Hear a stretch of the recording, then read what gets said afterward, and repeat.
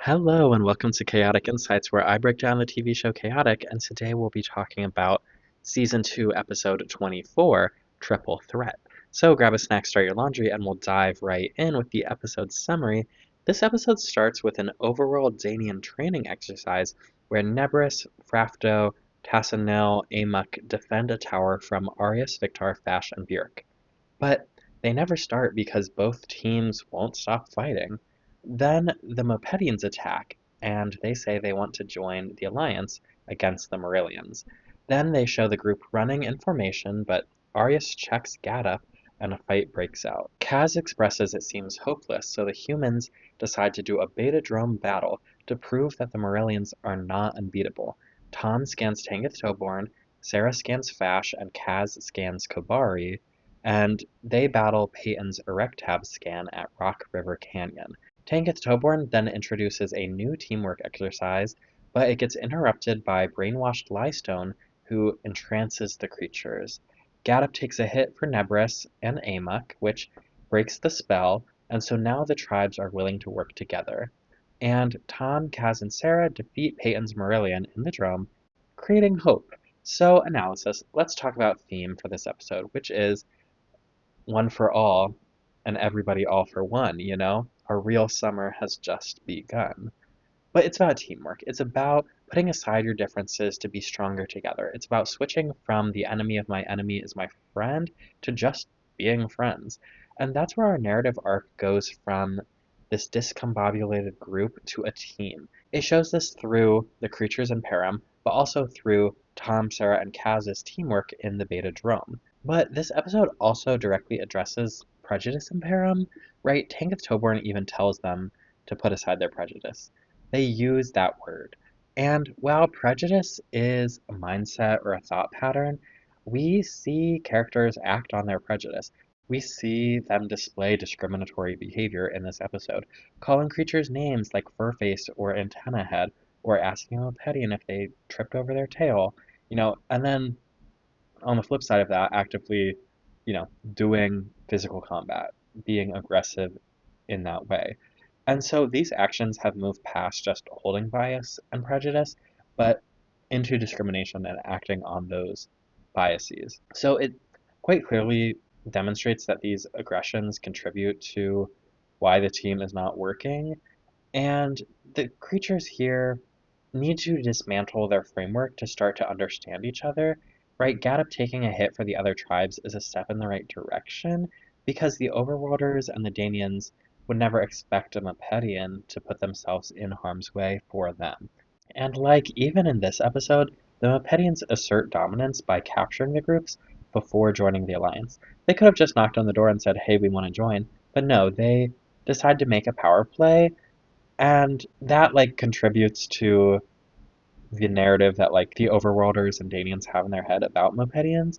Or there's this moment where the Mopedians check in with Mudinu before participating in training exercise, just double checking that we're cool with this. Which these behaviors give other tribes pause, but Gadda taking a hit breaks the framework. It breaks the expectation of what other tribes have built up in their head about Mopedians, and it opens the door for deconstructing the mythos that they built in their head about Mopedians. And it's not just about Mopedians, it's about Danians, it's about Overworlders. It's about deconstructing the narratives and the mythos that they've established about other tribes and individualizing it. When you meet a person is a person. They might have similarities, but they might also have differences from the narrative that you've built up in your head. And it's interesting that, it's always the Mopedians that are bringing this topic up, right? How not to be prejudiced. First it was Tian, and now it's Gadda. It's an important lesson, and I think it's one that really resonates in Chaotic. Not a lot of shows are being this explicit, saying put aside your prejudices and work together. It's a very explicit theme and a very important principle for everybody to learn. You need to look to your left, look to your right, and come to understand people as people. Groups of people are just made up of individual people. And no group is a monolith, and you can't treat groups of such, especially when you're weaving narratives along with that. If you're stereotyping Mopedians as deceptive, right, that's not good. That's stereotyping and, creating bias, and categorizing them as such is harmful, not only for them, but for you. And there's just something about the way that this show handles that topic that I think is age appropriate and impactful, right? It tells you don't be prejudiced, but it tells you it in a way that you don't get into the nitty gritty of like the realities of stereotyping and bias and prejudice in the real world. But if you learn these themes and you learn these lessons through a playful manner in a TV show that isn't reality, you're going to carry these lessons into your real life, and I think that's important.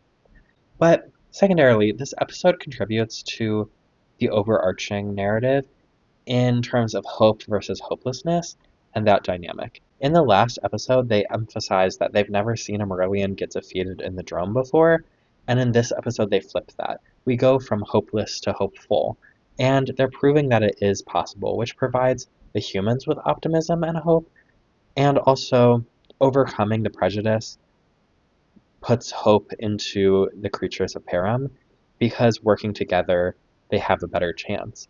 And Kaz does point out like things are more complicated in Param, which is a downer, but it goes to show that they have an uphill battle to climb. Right? They're making progress, but they haven't succeeded in their goal quite yet.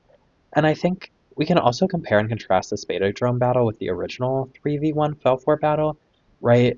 They're both 3 versus 1 battles against a Marillion, but in one, they didn't really know what they were up against, and in this one, they do. Here, they stick together, they use music, they use battle gear, and they highlight that unity is what ultimately gives them the win. Especially, they have this attack called Accelerated Unity, and they highlight that here in this episode. And in the Felfour battle, they lose, but in this battle with Erect Tab, they win. And so it's about hope, and it's about the first one was about creating stakes and danger and emphasizing that this is a formidable opponent. And now that we have that emphasized, we can show that like we can defeat a formidable opponent together. And isn't that beautiful? And I'm sure there's more to compare and contrast there, and so let me know if you find anything. But I'm going to move on to lore, which we don't have a whole lot in this episode. Really, just they reference the Mopedian Royal Council, which gives us some kind of insight into the governing body of the Mopedian territory. Like, we know there is some sort of aspect to Mopedian culture that encapsulates a monarchy of some kind, or, this royalty aspect. And whether it's the royalty themselves who are the governing body, or whether it's this Mopedian Royal Council, I don't know. But there is some insight here on the political structure of Mopedians. And perhaps we also learn about Lystone, that she is a creature, and that she's been brainwashed, and she also has the ability to make other people be like obsessed with her. She has some sort of ability to play with people psychically, and we haven't seen that with other creatures, so I feel like it's unique to Lystone, but it could also be part of her boosted abilities while being brainwashed. On to fun facts and other notes. I noted the creatures on the Overworld and Danian teams in my episode summary, but the Mopedian creatures here are Kabari, Malvadine, Gadup, and we have one more, which I have to be honest here, and this is the part where I'm being honest. I don't know how to differentiate Ribian, Shimark, and Vinta in this animation style, and I did, after I wrote that down, I did like try to figure it out, and I think it's in the eyes, but I'm not sure which one is which. And so you'll have to let me know which one it is, and if you have any tricks for differentiating Ribian, Shimark, and Vinta. And then, of course, we have the like leaders of each of the tribes, which is Tangath Toborn, Odu Bafax, and Prince Mudino, who I didn't point out, but in this moment I will. So let me know if I missed any creatures.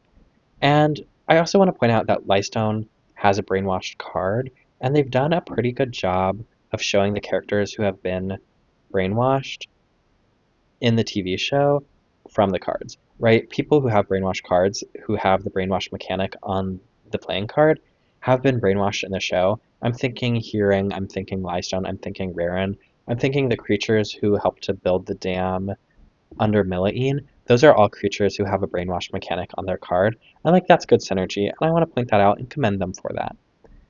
And so my final thoughts on this episode is this is really a straightforward episode that like lives in the bounds of the world that they've already set up. It's not establishing anything new really so much as just playing in the world.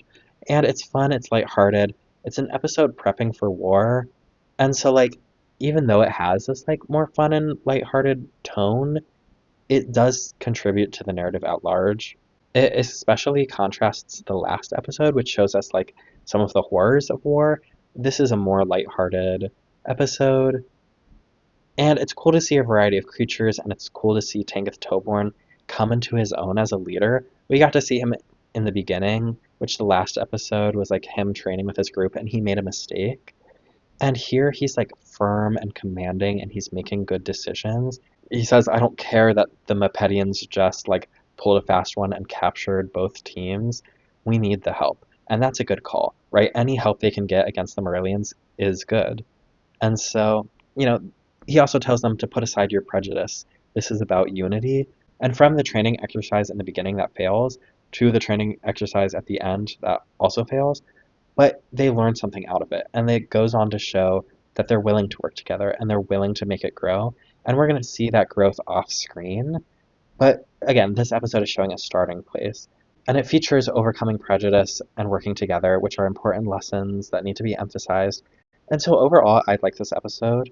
It has a beginning, middle, and end, which each is showcased by a different teamwork exercise, which I think is fun, right? It has serious moments, it has lighthearted tone, and it's certainly rewatchable. Like, as a comfort show, this is an episode that you could put on and just like watch and have a good time. And even though it does contribute to the larger plot, it's relatively like isolated in its standalone ability. Like you could just watch this episode and have a good time. And yeah, so that's what I think about this episode. Not a whole lot of analysis there. I think, like I said, relatively straightforward. Not a lot of lore. It plays in the world we already have. Like, this is chaotic. And whether you like this episode or you don't like this episode, this is like the standard of the content that they've been giving us. And that's good. It's a good standard of content, and I'm having a good time enjoying the world that they've created. And let me know what you think if there's anything I missed and what you think about this episode. So thanks so much for watching, and I'll see you next time. Bye.